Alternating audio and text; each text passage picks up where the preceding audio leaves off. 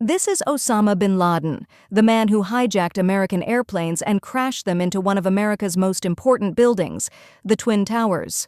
This incident is known as the 9/11 attack. But the question arises, how did Osama bin Laden carry out this attack? Let's understand the story behind 9/11. This is Osama bin Laden. He studied business and economics in school. He was always a top-performing student.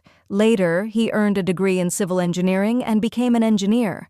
Then, a series of events occurred that turned Osama bin Laden into a terrorist. He had several reasons for wanting to attack the United States, and he planned to crash commercial airplanes into American buildings. Being an engineer, he knew that if the planes were directed precisely, the authorities wouldn't immediately suspect anything. He also understood that if such massive aircraft collided with a building, it would completely destroy it. That's how his weapon of choice was decided. Now it was time to form a team. Osama bin Laden selected 19 men from his group. He told 11 of them that their only task was to hijack planes and carry out minor operations. Their lives wouldn't be at risk. 5 months before the attack, fake documents, passports, and visas were prepared for them, and they were sent to America. Through his network, Osama provided them with weapons and firearms. Then came the day, September 11, 2001. Osama bin Laden had planned to hijack 4 planes. Each plane carried 4 terrorists, including one trained pilot. They were instructed to take off from major U.S. airports, Boston Airport and Washington Airport. Around 5:45 a.m., they all got ready, packed their bags, and drove to the airports. After security checks, they boarded their respective flights. Now the question is, how did they manage to bring guns and explosives through airport security and onto the planes? To understand that, we need to look at how airports are in 2025, where everything is checked thoroughly: bags, clothes, electronic devices.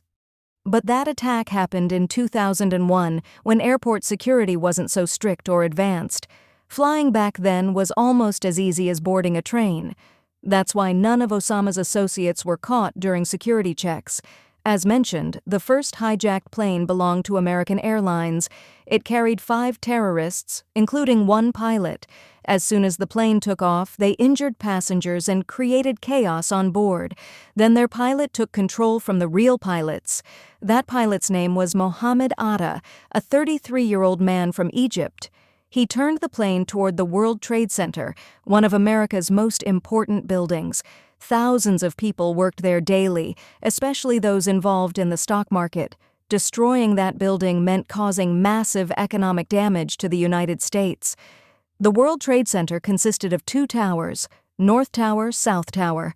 At 8:47 a.m., Atta crashed the plane into the North Tower. At that time, U.S. President George Bush was at a school. When he first heard the news, he thought the pilot might have suffered a heart attack. But minutes later, another plane hit the South Tower. Then it became clear. This was a terrorist attack. Yet President Bush did not take immediate major action, and even today, people still question why he delayed his response. 2 planes were still left. One of them was redirected toward Washington, D.C., where it struck the Pentagon, America's defense headquarters. Now only 1 plane remained. But by then, the U.S. had realized the country was under attack. Passengers on that plane also realized their aircraft had been hijacked. They fought back against the terrorists. During the struggle, the plane lost control and crashed into a field. By then, both Twin Towers had collapsed. Nearly 3,000 people were killed, and more than 6,000 were injured in the attack. The American public claimed Osama bin Laden was behind it, but soon a video message appeared on everyone's phones in which Osama bin Laden said, "I did not carry out this attack." However, 3 years later, he released another video in which he admitted that he had indeed planned and executed the attack. Then, in 2011, the U.S. launched a mission to kill him. Under this operation, American forces raided Osama bin Laden's residence and claimed that they had killed him. But to this day, Osama bin Laden's body has never been found.